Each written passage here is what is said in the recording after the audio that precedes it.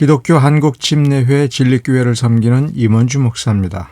정동수 목사는 독립침례교회 혹은 독립침례파라고 하는 별도의 교파를 형성하고 있습니다. 이 교파는 그 특징이 세대주의를 옹호하는 이들의 교파라고 생각하시면 됩니다. 정동수 목사는 2023년 12월 1일 칼빈주의 비평이라는 책을 출판했습니다. 이 책은 칼빈주의를 비난하는 글들을 모아서 출판한 책입니다. 이 동영상은 이 책, 정동수 목사가 출판한 이 책의 서술들이 얼마나 난삽하고 근거가 없으며 문제가 많은지를 보여주는 네 번째 동영상입니다. 첫 세 편은 요 부분, 그리고 요 부분, 세 번째 동영상에서는 이 부분을 통해서 정동수 목사가 추구하는 세대주의적 혹은 종교 사상이 가지고 있는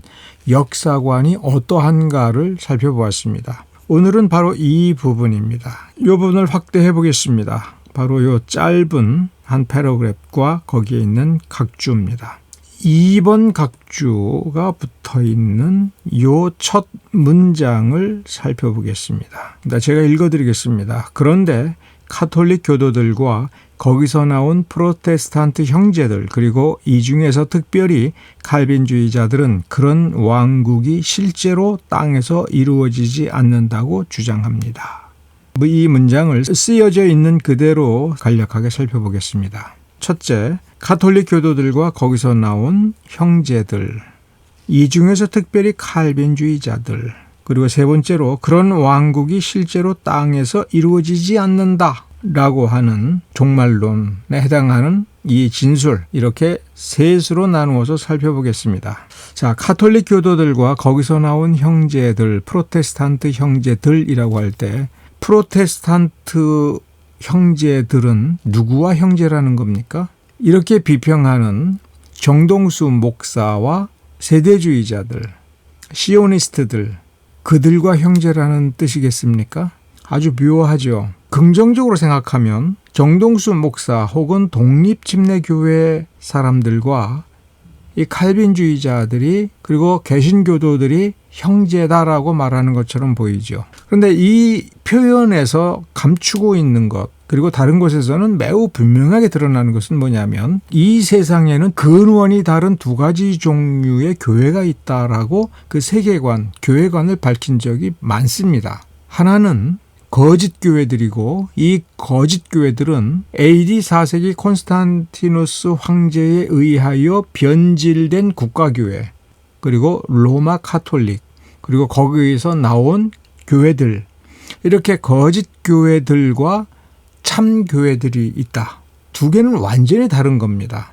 그래서 이 프로테스탄트 형제들이라는 이 용어는 카톨릭 교도들과 같은 뿌리에서 나온 국가교회, 세속적인 거짓교회에서 나온 들이라는 얘기입니다. 그리고 정동수 목사와 독립침례교회인들은 아나바프티스트에서 나왔다 이렇게 생각을 하고 있습니다. 여기서 아나는 위로, 즉 카톨릭 교도들과 그 뿌리에서 나온 교회는 땅에서 만들어낸 교회라는 거예요. 땅에서 자라나온 교회, 이런 관념을 가지고 있는 겁니다. 아나는 하늘로부터 내려온 하늘의 뿌리를 두고 있는 교회라는 거예요.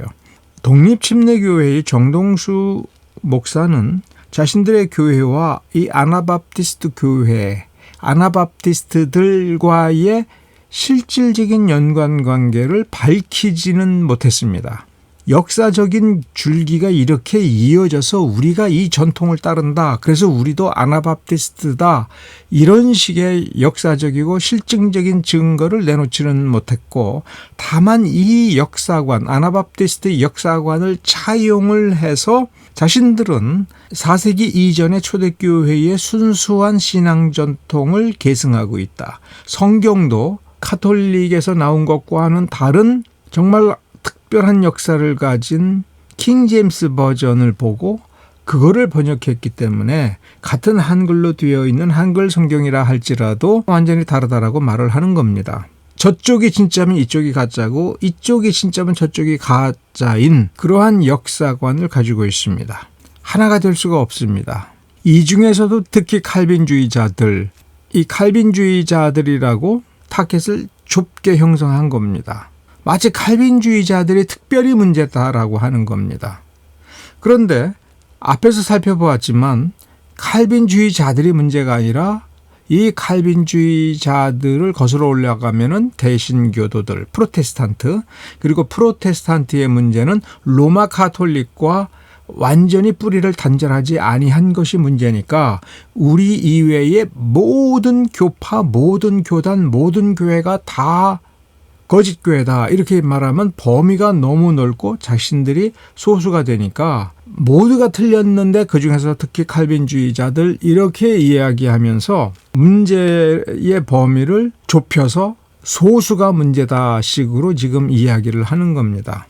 그러면 여기서 질문을 해야 됩니다. 정동수 목사 같은 이들, 한국의 독립침례교회로 알려진 이들, 철저한 세대주의적 역사관을 가진 이들에게 있어서 칼빈주의는 특별히 뭐가 문제인가? 이 질문을 해야 됩니다. 이렇게 질문하면 칼빈주의자들은 엄밀한 정통주의 신학을 추구하고 있습니다. 엄밀한 정통주의를 추구한다면은 상당 부분의 역사가 중세 교회와 접목이 됩니다. 그러니까 기존 교회라고 통칭되는 교파, 교단, 교회를 싫어하는 사람들은 그 역사를 로마 가톨릭이다, 썩어 빠진 로마 가톨릭이다라고 뭉뚱그려서 설명하면서 뿌리가 그러니 그 뿌리에서 무슨 새로운 것이 나올 수 있느냐 이렇게 얘기합니다. 그러면서 뭐를 역사에서 지우냐면 프로테스탄트가 나오게 된 종교개혁의 본질에 대한 이해를 그냥 땅에 파묻어 버립니다. 그거를 무시해버리면 로마 가톨릭과 개신교 무슨 차이가 있느냐. 그 다음에 개신교도들이 가지고 있는 여러 교파 신학과 이 칼빈주의 개혁파 신학의 차이점도 무시하게 만들어줍니다. 칼빈주의 신학은 초대교회로부터 내려온 정통 신학 그 자체인 거예요. 순수 신학입니다. 그러니까 이 순수 신학이 그 신학의 본질을 드러내고 그 신학적인 영향력을 미치는 것이 굉장히 싫고 거북하고 불쾌한 겁니다. 구체적이고 객관적인 팩트에 대한 엄밀한 분석이 없이 혐오감을 유발합니다. 그 부분을 잘 읽어봐야 되는 거예요. 그것이 이 문장 안에서는 세 번째 부분에 나타나는 겁니다. 그런 왕국이 실제로 땅에서 이루어지지 않는다고 믿는다. 자신들만 세대주의적 역사관, 교회관을 가진 자신들만 실제로 이 땅 위에 하나님의 나라가 이루어진다고 믿는다. 이 말을 하고 싶은 겁니다. 여기서 의문을 가져야 돼요. 왜냐하면 예수님께서 너희는 이렇게 기도하라. 기도를 가르치시면서 이렇게 말씀하셨죠. 하늘에 계신 우리 아버지여, 이름이 거룩히 여김을 받으시오며 나라가 임하시오며 나라가 임하시오며. 자, 그러면 로마 가톨릭이나 프로테스탄트 형제들은 그리고 칼빈주의자들은 소원은 그렇게 하는데 나라가 이루어지지 않을 거라고 생각을 하고 그 나라를 이루기 위하여 어떤 행동도 하지 않는다라고 하는 건 너무나도 상식 밖이죠. 실제로 로마 가톨릭도 개신교회의 여러 교파들도 그리고 특히 칼빈주의자들도 하나님의 나라가 실제로 이 땅 위에 이루어지기를 소망하고 하나님의 나라를 이루기 위하여 무언가를 해야 될 사명감이 있다고 생각을 하는 겁니다. 정확하게 따진다면 하나님께서 그 나라를 어떻게 이루실 것이다라고 하는 신학적인 관점, 설명, 이 방식에 있어서 다른 겁니다. 칼빈주의자들은 대개 무천년설을 많이 가르치고 역사적 전천년설을 가르치는 이들도 있습니다. 지금 정동수 씨가 위키백과의 기록을 불러다가 무천년설에 대한 각주를 달면서 문제로 삼는 것은 요한계시록 20장을 해석하면서 예수께서 땅에 재림하여 천년 왕국을 물리적으로 통치한다는 것을 문자적으로 해석하기를 거부하는 견해다. 다른 말로 설명하면 상징적으로 해석을 한다. 이거죠. 상징적으로 해석한다. 근데 여기에서 주의를 해야 될 것은 문자적으로 해석하기를 거부하고 상징적으로 해석한다라고 얘기할 때 잘못 이해하는 건 뭐냐면 무천년설, 천년 왕국이 없다라고 생각한다는 거예요. 그것이 아니라 이 땅 위에서 천년 왕국이 이루어지는데 지금 저 팔레스틴에서 유대인들이 나라를 세워서 그러니까 미국이나 한국이나 일본과 같은 지금 저 국가 이스라엘 저 나라를 만드는 저 방식을 성경에서 가르쳤다라고 할 때 이스라엘이라는 나라를 건국해서 그 다음에 저 유대인들이 예수님께로 그 신앙적 전환을 이루었을 때 예수께서 재림하시면서 세울 때에 그 왕권이 성립이 된다. 그 말은 앞에 동영상에서 제가 설명한 것처럼 하나님의 왕권, 예수의 왕권이라고 하는 것이 이 땅에 아직은 없다라고 가르치는 거고 유대인들이 개종하고 예수를 구세주로 믿었을 때에만 그 왕권이 세상에 와서 하나님의 나라를 그때 가서 만든다는 겁니다. 그것이 성경적인 것이냐 할 때 칼빈주의자들 그리고 무천년주의자들은 섭리적 통치,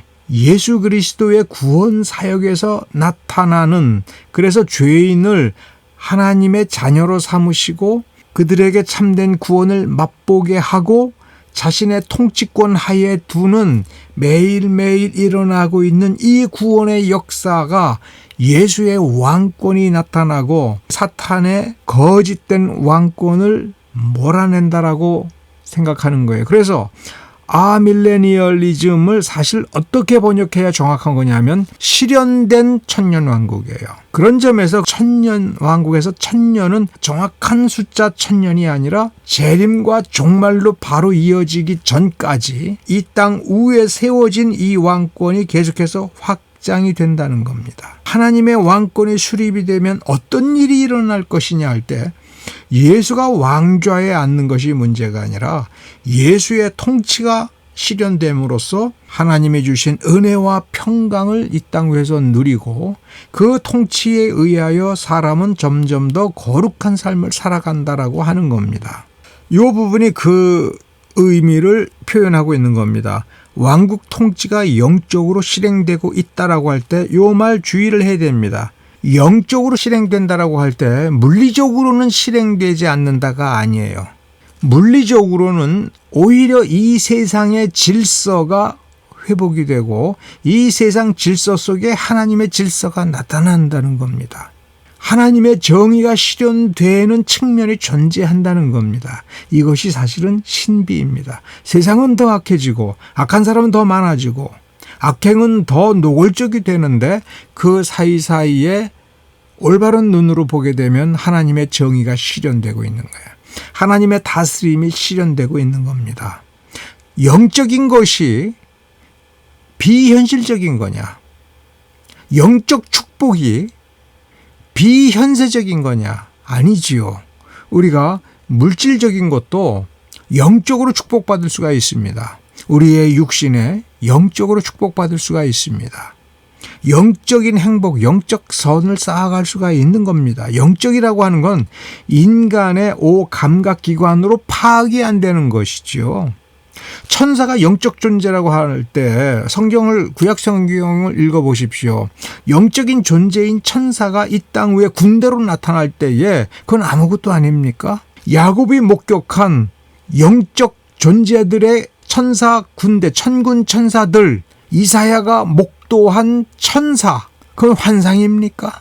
천사가 이 땅 위에 와서 소돔과 고모라를 멸망시킬 때, 죽음의 천사가 애굽 땅에서 장자를 치실 때, 그래서 죽은 장자들, 이건 비현실적인 겁니까? 현실 역사에는 없는 겁니까? 그냥 상상으로 쓴 글입니까? 아니지요. 천사들의 존재, 천사들의 행위가 영적이라고 하는 거는 불신자 눈에 안 보이고 신자라고 할지라도 그 사람의 눈으로는 보이지 않고 감지가 안 되지요. 그러나 하나님이 역사하고 천사가 하나님의 심부름꾼으로서 하나님의 메시지를 전하고 하나님의 일을 행한다라고 하는 건 성경에 나타나 있는 사실이고 우리가 그렇게 믿고 있죠.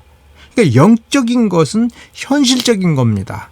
영적인 것을 비현실적인 것이고 그래서 허구적인 것이라고 생각해서는 절대로 안 되는 거죠. 그런 점에서 무천년설이라고 할 때는 천년왕국이 없다가 아니라 하나님의 참다운 통치가 이미 실현되고 있고 이미 그의 나라가 이 땅에 세워지고 확장되고 있고 우리는 그 나라에 이미 참여하고 있고 그 나라의 복락을 누려야 마땅한 존재라고 하는 것을 우리가 이해를 해야 됩니다.